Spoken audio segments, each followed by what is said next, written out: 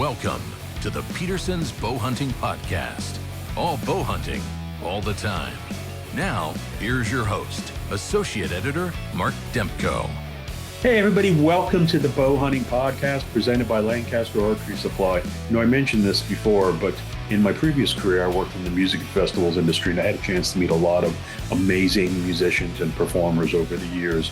Now, the reason I'm telling you this is we have a very special guest coming up in just a few minutes. The Motor City Madman, Ted Nugent, is going to be joining us. Not only is he a world-renowned rock star, he's sold more than 40 million albums, performed in front of sold-out crowds around the globe. He's also one of the biggest ambassadors and voices for bow hunting. He's been bow hunting for nearly 60 years, from growing up in Michigan to where he lives now in Texas. It's been a passion of his, and we're really excited to have him join the podcast. He's going to be talking about his love for bow hunting, how he got started, and also a little bit about his upcoming tour, which is his last major concert tour. He's stepping away from the stage while he's going to continue to record and do one-off gigs. This is going to be his last major tour. So you want to hear about that, and also if you get a chance, get out and see him this summer. But the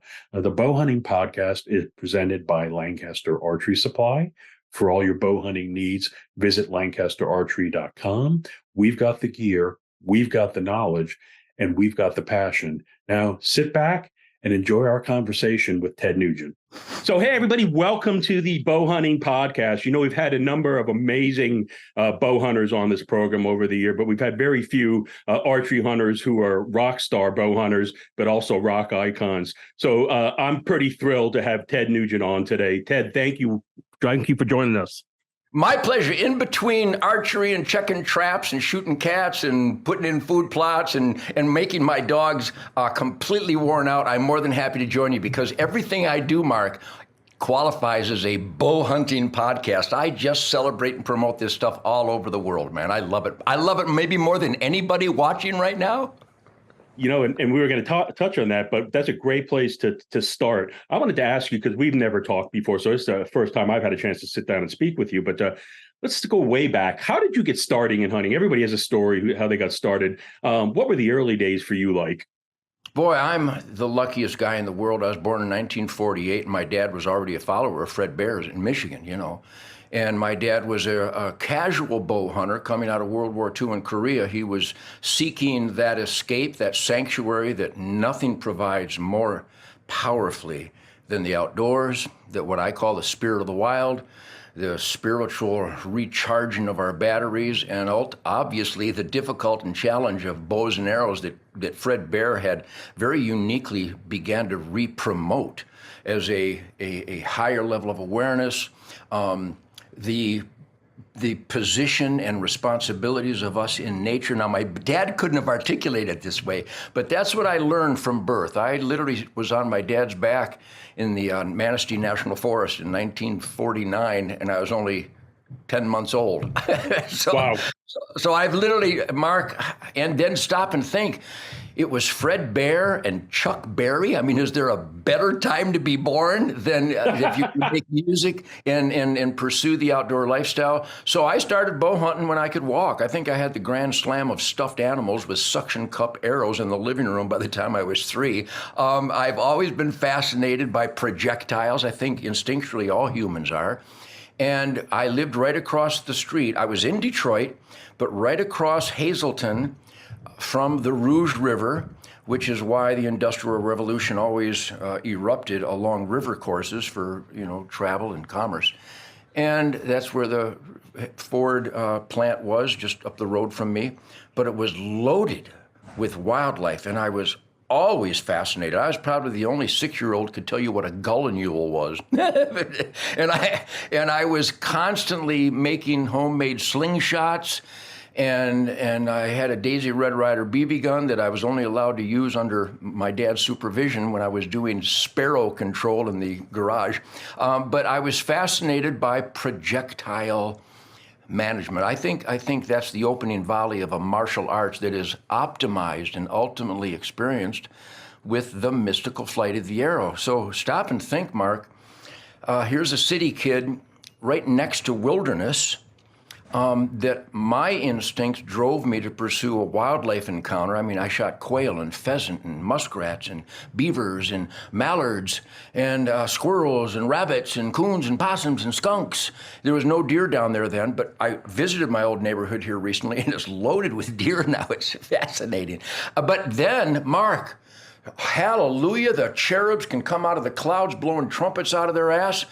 I got to meet Fred Bear when I was a little boy, and fascinated by wildlife and archery. Come on. I think God may love me a little more than he loves you. I don't know, but he literally introduced me.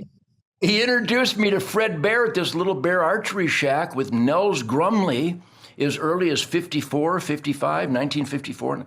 And we'd go into the northern country to try to get close to a deer, which we failed miserably at. Boy, talking about the Lewis and Clark Northwest Passage adventure of archery for a little kid and big kids, because it was a reverse of psychology of what Roy Weatherby was developing, long-range ballistic capabilities, which I'm a big fan of. I'm addicted. I just trained this morning with my 10 millimeter. So I'm fascinated with marksmanship and hand-eye coordination that ultimately delivers a good arrow, of spiritual coordination. So my goodness, I was born in the lap of bow hunting. And Mark, I'm 75 this year, and I have more piss and vinegar than a whole herd of teenagers because I've been clean and sober all my life, which was guided by the demand of higher level of awareness to get close to a deer with a bow and arrow. So here I am. I shot my Matthews this morning. I got a new Matthews image. I finally got him convinced to make a lightweight 45-pound bows that, my goodness, between Shemaine and I, if we grab our Matthews, you better sharpen your knife, because we really dedicate ourselves to that. And I know that's what the Bow Hunting Podcast is all about. But I literally live it to an extreme, dynamic, passionate, borderline obsession in between guitars and crushing liberals. My whole life literally is the mystical flight of the arrow. Yeah, and you talked about how important bow hunting's been throughout your entire life, from when you were little and throughout your career. And I wanted to ask you, what do you shoot now? You mentioned you just got a new Matthews, but what's your current setup right now? What you're shooting today? I'm a lightweight, graceful, easy-to-go Ishi bow hunter. The Native Americans killed a lot of buffalo with little obsidian broadheads out of God knows how lightweight their bows was, because they had to draw it back in that unique fashion. They didn't have an anchor. They drew back, and they envisioned I imagine like a fielder throwing a ball to home plate in a three-point shooter on the basketball court, which my sons are martial artists in those activities, and archery and marksmanship. But I shoot a lightweight. I hammered my friends at Matthews. And by the way, whatever bow you shoot, I love you. There is no competition between different bow manufacturers. I mean, I have my early Fred Bear recurves. I shoot those all the time. I've got every imaginable bow. But something about the Matthews, being an instinctive archer all my life, I don't like a big hump in a compound. I started out with the Jennings Super T in '77, and there was a lot of hump there. That is why Fred Bear hated them, because it didn't feel like the gracefulness of archery coming to your anchor at full draw. But I shoot a Matthews Image at 46 pounds. I shoot a 400 grain gold tip arrow. I've been shooting gold tip forever. And again, all the arrows. How about it, Mark? The bows, the arrows, the sights, the releases, the broadheads. This is the mystical, magical, miraculous time for bow hunting. Unless you want to nap your own broadheads and cook your reeds over a flame to get an old arrow straight, which I still do. I still love it, like that primitive scream, primal scream. But I shoot a lightweight, and I hump this all the time, Mark. I guide hundreds of hunters every year. Yeah, I rock and roll every summer, but starting in September, every weekend, all my hunts are sold out at Sunrise Safaris. I got used to be mostly newcomers that would get their 80-pound or 70-pound bow, and they'd go through this weightlifting outrage to come to full draw. And I've convinced, I bet it's thousands over the years, to get a graceful bow. If you want kinetic energy and velocity, get yourself a 270. Shemaine shoots a 30-pound Matthews mark with a 2-blade broadhead, kudu, zebra, giant aoudad, scimitar horns, 800-pound giant scimitar horned oryx. The arrow goes more often than not 30 pounds, in and out through the crease, obviously, if you don't get a rib coming and going. But I'm a huge advocate of graceful archery. And yes, I got buddies, Cameron Haynes, what does he shoot, 120 pounds, whatever. He thinks he's, I don't know who he thinks he is, Arnold Schwarzenegger, but he's awesome. And Fred Bear's mantra, shoot the heaviest bow you can accurately and stealthily. Because if you're going through gyrations to draw, I got so many stories of guys, I shot him in the ass, I shot over him, I hit him in the no man's land over the shoulder. Because you're alerting the animals, you're alerting them as you go through those gyrations. If Shemaine draws her bow back, something's going to die because she waits for the perfect shot. And I wait for the perfect shot. And we practice all the time. So that's my setup, and I encourage people to get a graceful bow. Now, all you strong guys out there shooting 70, 80 pounds, I know guys, and they're awesome.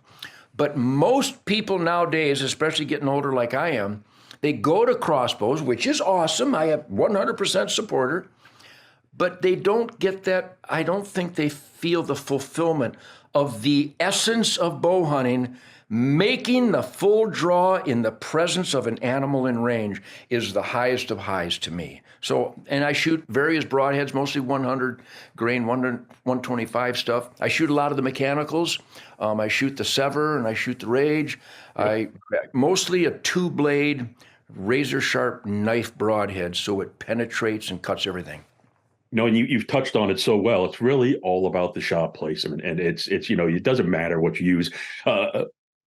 The development of new products over the past 2 decades, maybe even the past years, has been astounding. You could talk about astounding. These guys, Mark, these guys in the archery and the gun industry, they're mad scientists. They're literally the efficiency of the sporting goods today, whether it's optics or ammo or chokes or sights or releases. I don't know. Could you make a release? I don't think I could make a toothbrush if I had to, but the guys that create these releases that will hold back that bowstring at full draw and with the most sniper, gentle 2-pound touch, it releases that string perfect every time. Yeah, these are the good old days of horsepower from Detroit. I got a Mopar coming with 1,025 horsepower off the showroom floor. There's no muscle car from the 60s that could touch my fleet of fire breathers. And I love horsepower. I love guitars. I love sporting goods, archery, guns, ammo, stuff. I'm 75. It's never been better. And now I admit those early experimental years had a certain panache, a certain effervescence of the uncertainty and the experimentation. That had a life of its own. But you still need to have that mindset with the state-of-the-art equipment, to the state-of-the-art tree stand, the state-of-the-art food plot, the state-of-the-art supplemental feed, the state-of-the-art habitat management. It's still right place, right time, and how do you perform when you've positioned yourself for the shot? So what I experience right now in 2023, I killed a bunch of hogs. I'm telling you, it reminded me of a kid on the Rouge River shooting river rats with a homemade longbow, shooting, Port Orford cedar arrows from Miller's Feed Store, which I could get a Port Orford cedar arrow, Mark, in 1957 from Miller's Feed Store with 140 grain field point and real natural high visibility, the turkey feathers. After the season, 10 cents a piece. And I could buy 3 or 4 at a time if I turned in enough bottles off the road. So I did everything but live with Ishi. I wasn't there with Cochise, but I was there in those developing years. And I don't know how old you are, but I don't know if you can relate to some of the stuff I'm saying. I was there when Fred and Howard Hill and Hoyt and Roy out of Wisconsin that started the first. I was there at the rebirth, so it was almost like Manifest Destiny. Yeah. Well, I'm 54 and I live in Pennsylvania. We have a rich hunting heritage here, just like Michigan does. And when you started to talk, I remember the very first bow I ever had was a hand-me-down bear from my uncle. And that's how I got started at like age 18. And I used that thing to literally one day I pulled it, it was with the old fiberglass, and it just folded in half. My first deer I ever killed was so atypical.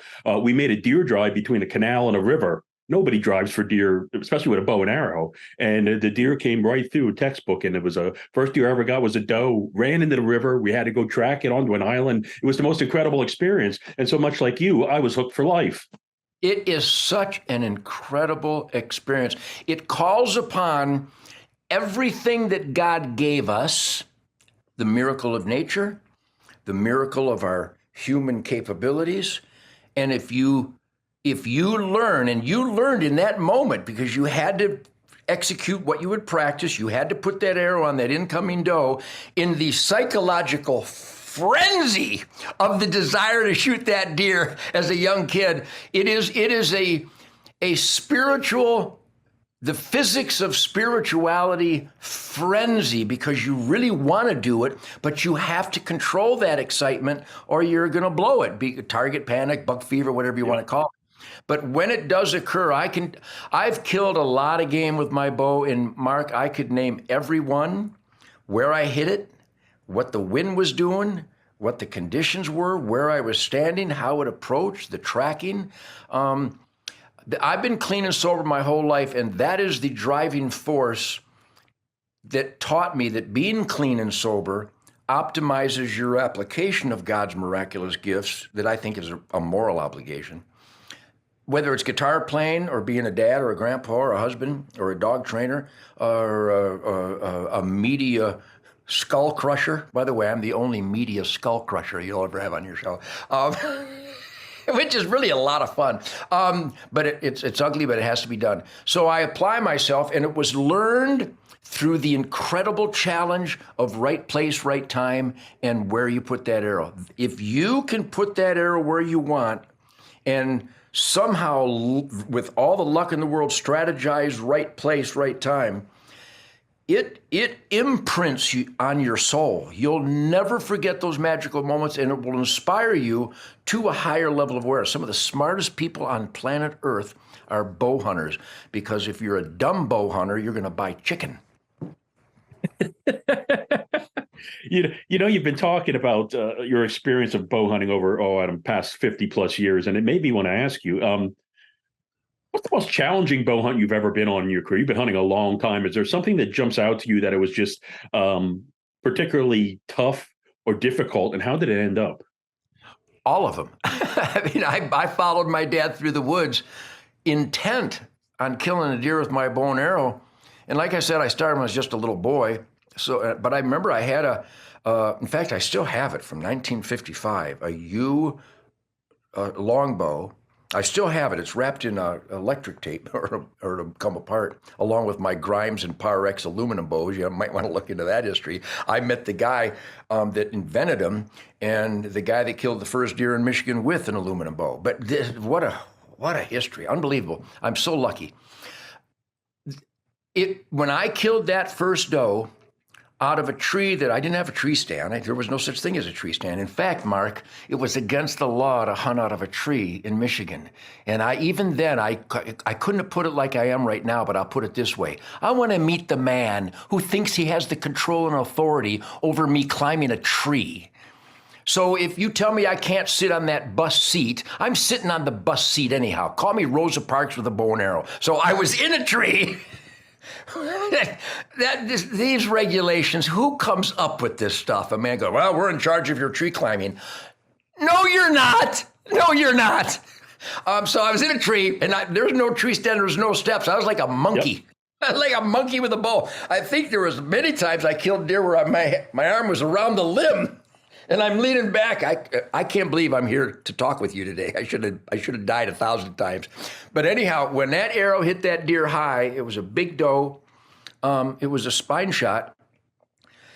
And it was a life-changing moment because I was so struggling.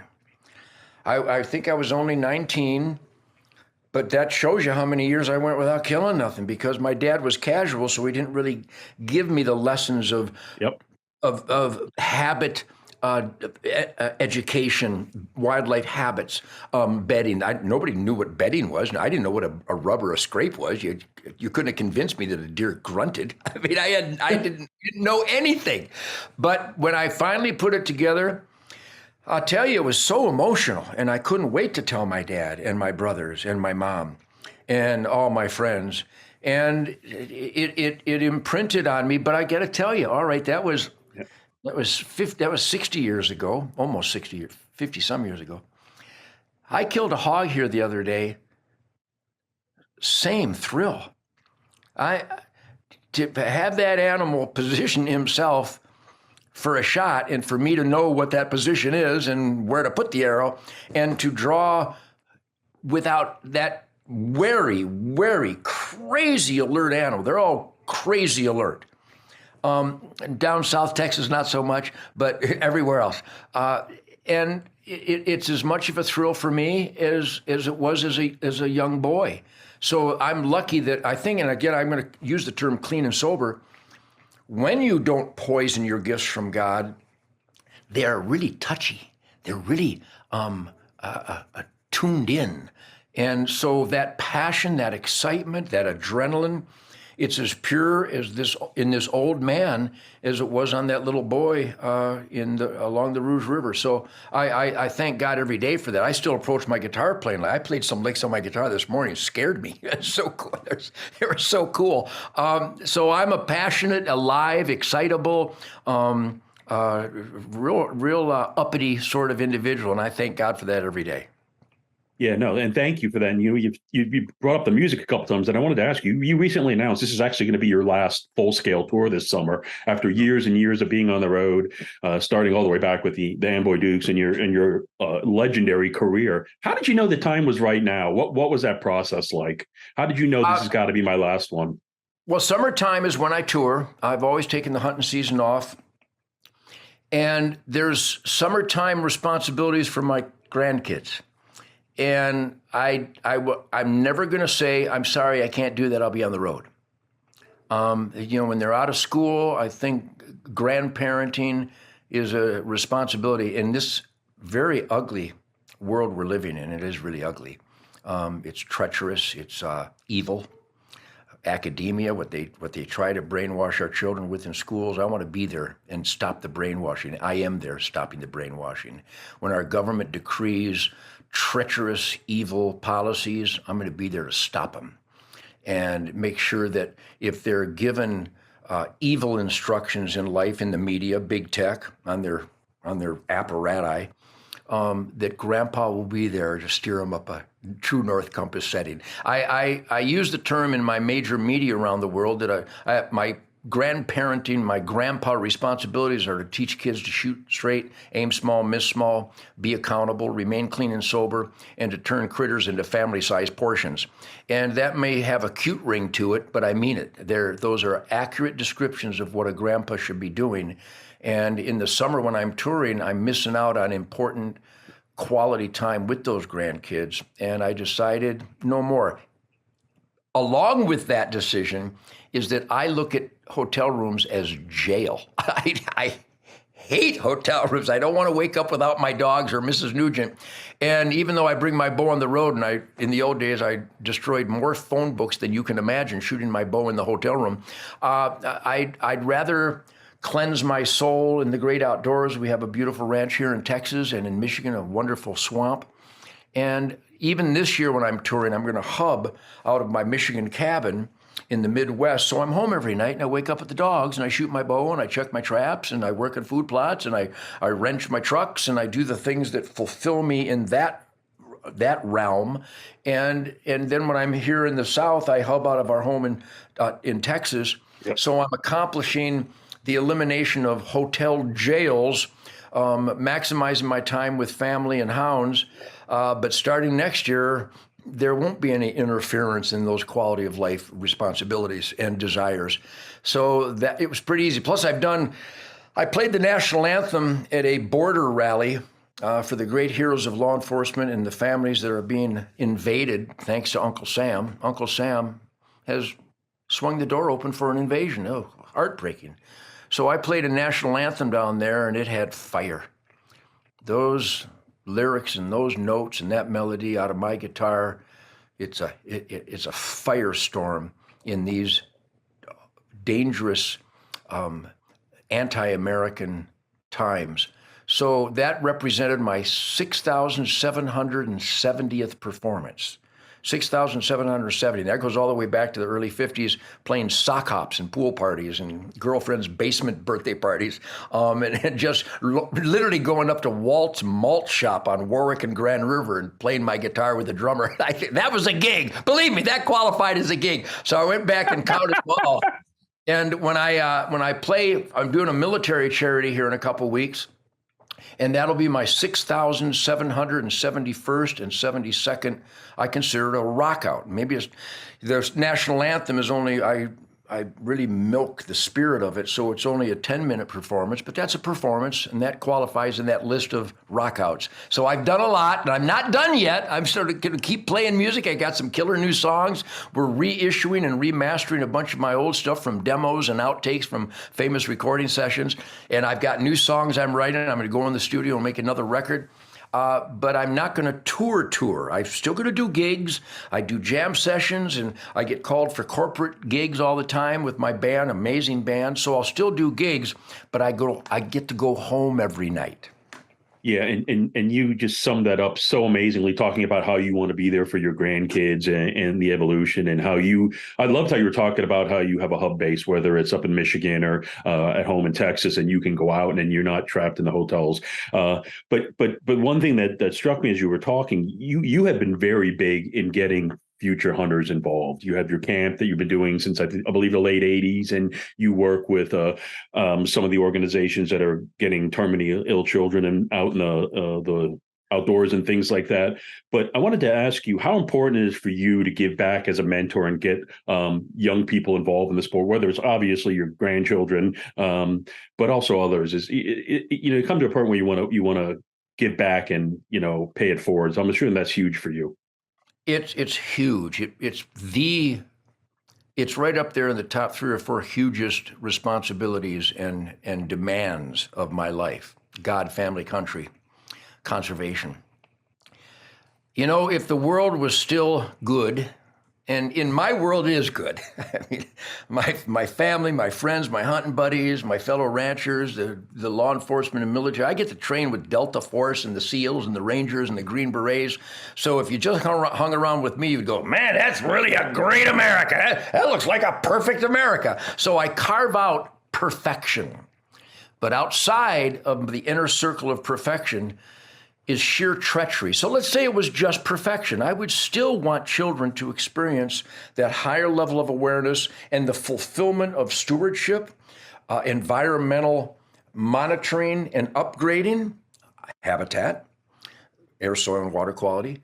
If the world was perfect, I would still do that because it's key. It's key for the future of conservation, environmental responsibility, and the joys and the incredible stimuli of the outdoor life. But now in this horrible world where there's organizations that scam people under the lie of animal rights, and they just try to end hunting, that always ends up burning tax dollars for damage control because we weren't allowed to have conservation quality control.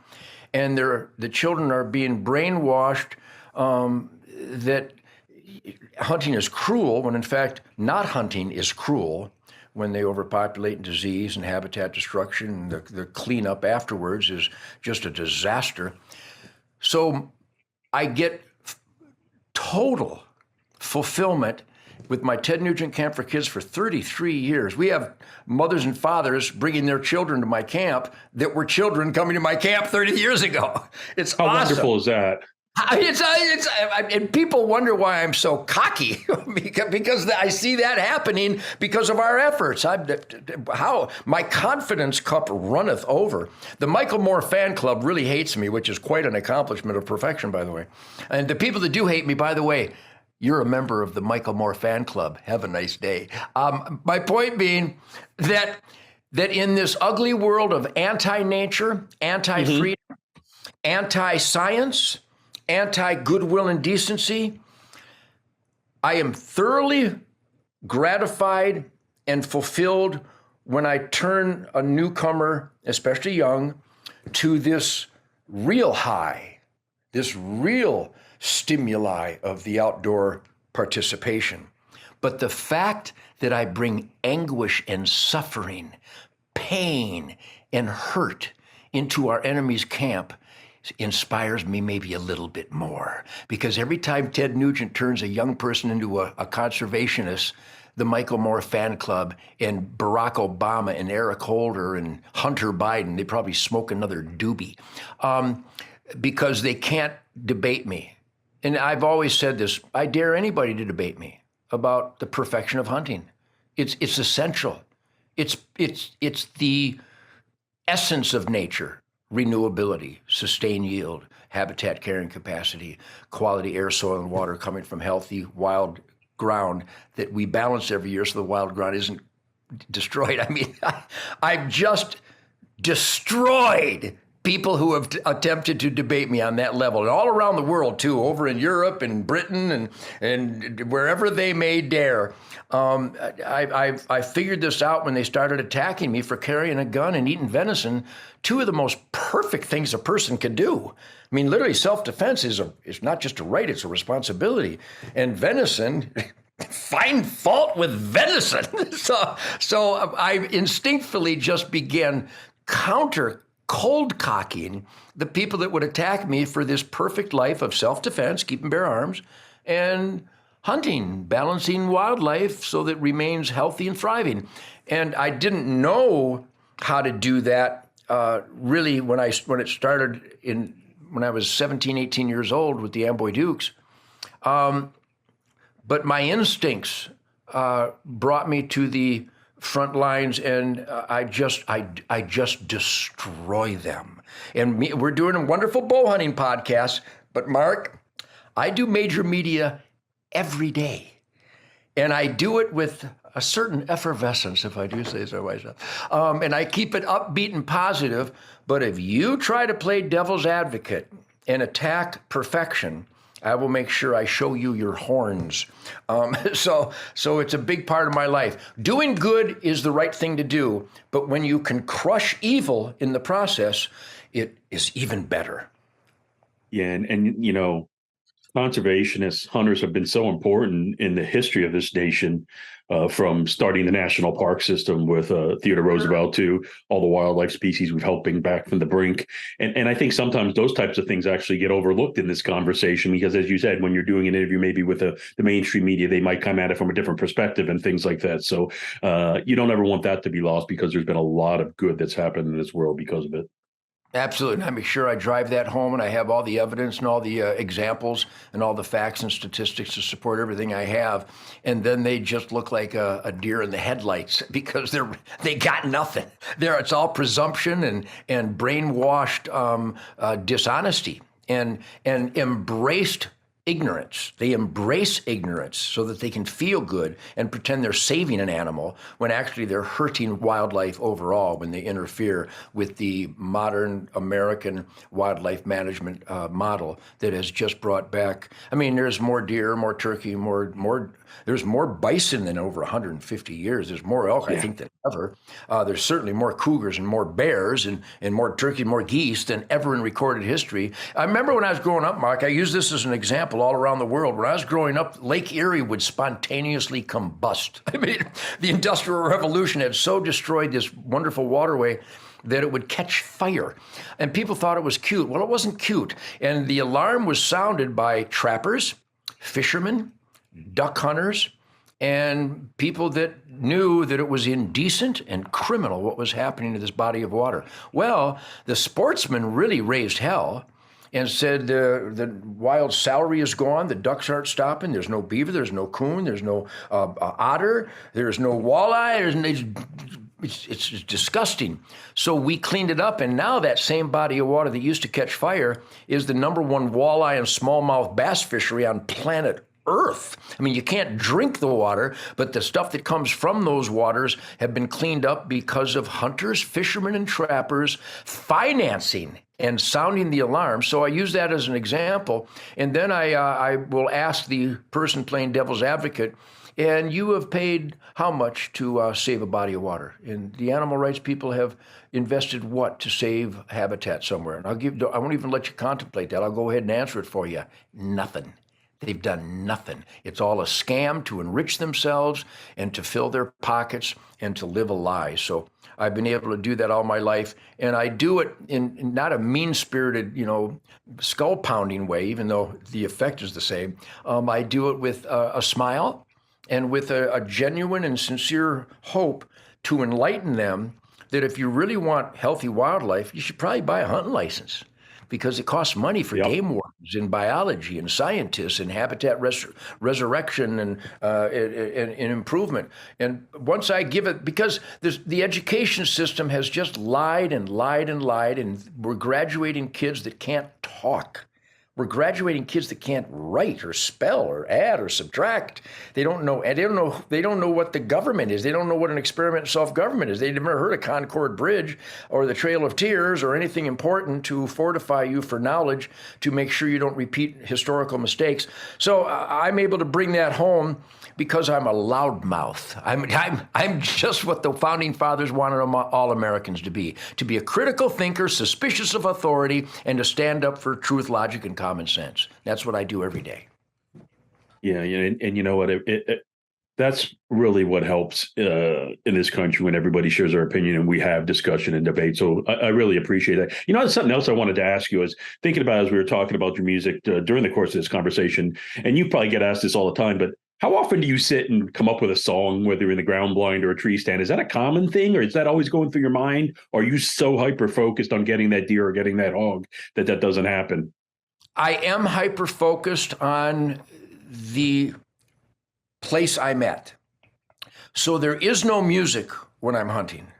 I mean, in the last samurai movie, the great samurai master told Tom Cruise, when he was messing up his swings and maneuvers, he goes, no, stop. Too many minds. The best arrow, and whether Randy Ulmer or Levi Morgan or the Olympic Masters, they'll tell you it's got to be empty. There is no thought. If you're thinking about it, something will go bad.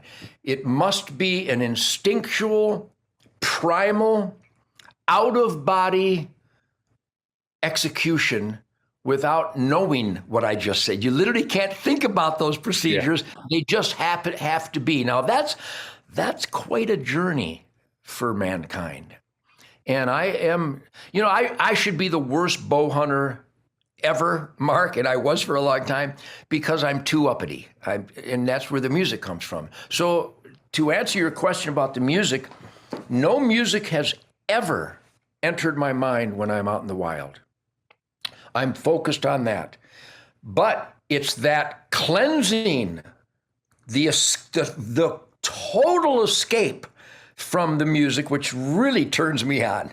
It literally drives me nuts. I played, like I said, I've got a bunch of guitars and amps in my arsenal of democracy here, my man cave, cuckoo's nest. I make Cabela's shamed. I have so many sporting goods in this room. So when I'm in a predator mode, that's it. But the beautiful thing is that I have so completely distanced myself from the musical creative process that I can't wait to re-enter the musical creative process. That's where all my songs start, with these killer rhythmical grinding licks, these patterns. And whenever I come in from the outdoors, I pick up the guitar and it happens because I'm so cleansed. I'm like a little boy who wants to try the guitar, but after all these years, I don't have to try. I actually can do it. I can execute. And again, it's not a thinking process. I don't go, what key, where should I put my hand? No, I pick up the guitar and licks happen because I am so cleansed. Fred Bear used this term that the outdoors will cleanse the soul. The outdoors does cleanse my soul. It fortifies me to take on the enemies of freedom in America, in the media, and that it also allows me to be just totally instinctual and irreverent and ferocious and there's no too many minds when I play a guitar. Like, it's just a grinding groove extension of what Chuck Berry and Bo Diddley and Little Richard and the Motown Funk Brothers and James Brown instilled in me in the early years. So when I make my music, even though forever I've made music about the outdoors, Loaded for Bear, Great White Buffalo, Migration, Hibernation, Spirit of the Wild, Spirit of the Buffalo, Fred Bear, for goodness sakes, Winter, Spring, Summer, Fall, this beautiful instrumental on my new Detroit Muscle record, the song Alaska. These are all deliveries of my outdoor life accumulation, but they happen unto themselves musically. I never thought of the licks when I'm in the outdoors, but the outdoors ultimately, when I pick up the guitar, it inspires those licks. And I think the Fred Bear song is the ultimate example of that. It was such an out-of-body celebration and suffering, celebrating my life with Fred and suffering at the loss. And I think the song says it all. And certainly the way people, Mark, I could read it to you. A guy's dying in Alabama. Oh. And his last wish was to talk to me. And I called him. His name is Steven. And all he wanted to talk about was bow hunting and the song Fred Bear. Little boys and girls, their last request in life, 6 and 7 year old little boys and girls. How did I qualify for them to even think of me at that difficult, emotional time? But they do, and they want me to play Fred Bear. Yikes. I'm holding back the tears right now. You got to be kidding me. You touched me because I didn't think that's what you were going to say, but to be able to have that ability to have such a positive impact on people in their life, no matter whether they're young or old, incredible. It's indescribable. I'm doing a pretty good job of describing it, and you did a pretty good job of describing it, but it's beyond I don't know. It's beyond it, but I do it, and I don't cry. When they leave, I cry. When I hang up the phone, I cry. But I think they want to get a hold of me because I stand up for the things they believe in. The song epitomizes in music what their greatest moments in life represent. Well, that's pretty cocky for me to say that, but it happens to be accurate. So I'm not bragging. I'm actually honored and humbled beyond what the English language can allow me to express. But the song has a life of its own, and to be welcomed into a family's life at that emotional moment, I don't know if there's a higher high. Is there a higher high? I don't know if there's a higher high this side of giving birth to a child, maybe, or maybe defeating evil on the battlefield. But it's got to be pretty damn close, huh? Well, thank you so much for sharing that. That is just incredible, touching, and maybe a bit hard to talk about, but thank you.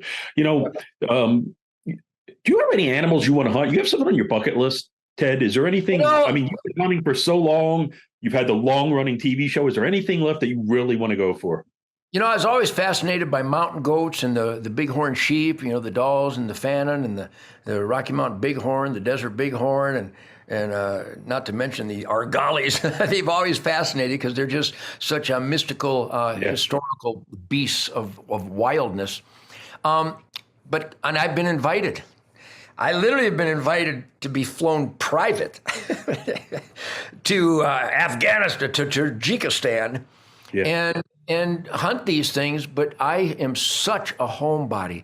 This may be hard for some people to understand, but these words are accurate. I would rather see what's at my southwest tree stand next to the food plot and the cedar breaks. I'd rather see what happens there so I can be home than get a private flight to the Yukon for a 60-inch moose. And I've killed 60-inch moose. I've never shot the bighorn sheep or the mountain goat, but I've had both of my knees replaced, so I think those days would be a little difficult anyhow. But no, my bucket list is to have another 20 opening days. My bucket list is to put a good arrow on something. I mean, I don't care if it's a woodchuck. I mean, if I can get a good arrow on something and make that shot, I swear to God, I've killed Cape buffalo, and I've killed elephant, and I've killed lion, I've killed rhinos, and I've killed, I think, 38 species of plains game in Africa.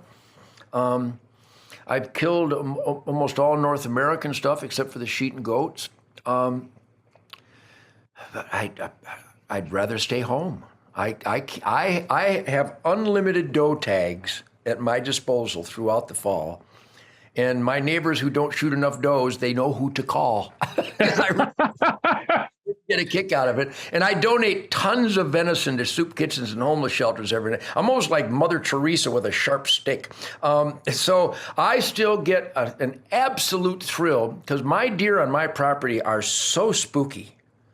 If you can kill a deer on my property, the open ground in Michigan, or my ranch here in Texas, if you can kill a white-tailed deer with your bow and arrow on my property, you are a dangerous son of a bitch, because these deer walk backwards looking into trees throughout their lives. Sounds like Pennsylvania. And yes, well, I was raised hunting groundhogs in Freiburg, Pennsylvania. I still have my dad's Remington Target Master single shot Bolt 22 that he taught us to shoot him in the eye with 22 shorts. So Freiburg, Pennsylvania, with no electricity, no running water, on the original Ginkle farm that homesteaded that country, that was a huge guiding force in my appreciation of a faucet, a light switch, and a thermostat, and to be taught how to process one of the most delicious critters in the world, a woodchuck. It's a great, great meal, and they're ultra wary. And when you can kill them with a bow and arrow, you're doing some pretty sneaky, stealthy hunting. And those are the lessons that I get a kick out of to this day. I have one last question before you wrap up, and thank you again so much for joining us. But you've sold probably 40 million records in your career. You've played around the world, millions. Yeah. You've also bow hunted for 50, 60 years. Yeah. You have an opportunity. You can A, make one last hit record, or B, go on one last deer hunt. What are you choosing? Well, the beautiful part about me is that I don't cotton to anybody giving me a choice. I go ahead and make my own choices. I'm going to continue making records, and I'm going to continue. By the way, Mark, everybody, if they had to choose between one of the, I've chosen both. So their inquiry is dismissed out of hand. I still crave the guitar. I love I'm surrounded by the world's greatest musicians. The people who come to my concerts are berserk music lovers. They're paying attention. They can tell when you practice and you put your heart and soul into every dynamic lick of every one of these incredible songs that I've got. So that is still the highest of highs. But Shemaine and I shot our bows this morning. Once you remove the shackles of life, especially these days, it's ugly, and I get my hand on that grip, Mark, it's perfect. There is no Joe Biden.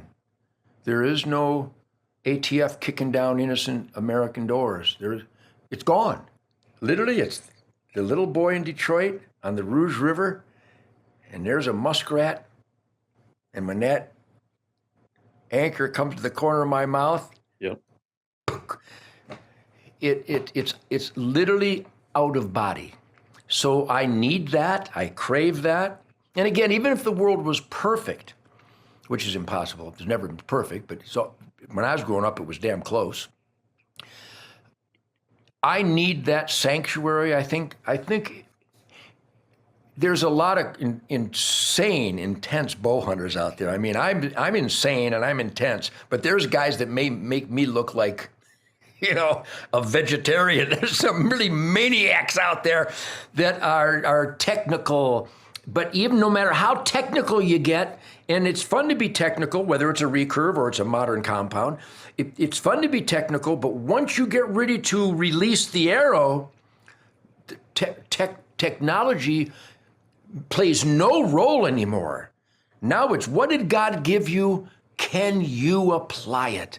Left hand, are you talking to right hand? And Mr. Eyeballs and breathing, Mr. Lungs, are you guys working together here? Can you let that breath out halfway? And whether it's a roll of the fingers with a tab or a glove, or it's a trigger finger, or it's a thumb, or it's a back tension, that moment of truth is unto it. There's nothing else like it. And in this modern world, that turned, I don't know, you've had the best of the best bow hunting podcast, but is that not it? I think that's it. There's no doubt, and it always comes back to that. And you can have the latest and greatest equipment, and you can be super intense, but it always comes down to that and that experience. And that's what keeps me going for 40 years, you going for 50 years.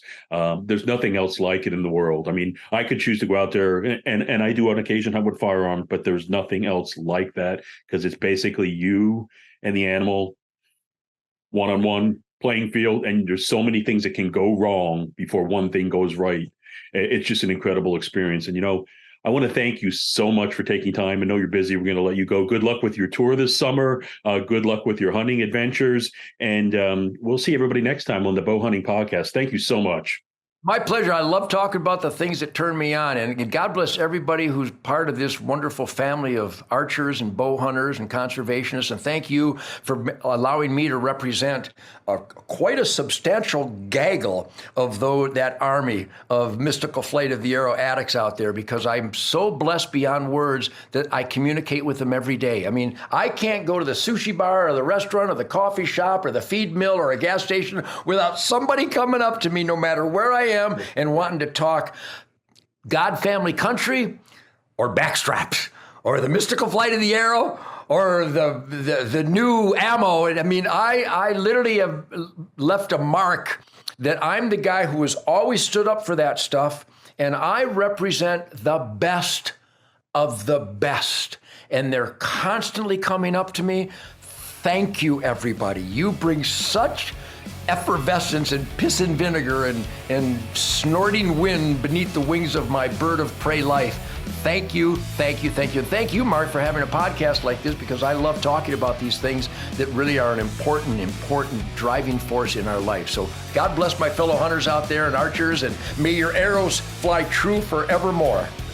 Yeah, thank you so much. And we'll see everybody next time on the Bow Hunting Podcast. Thanks for downloading the Petersen's Bow Hunting Podcast.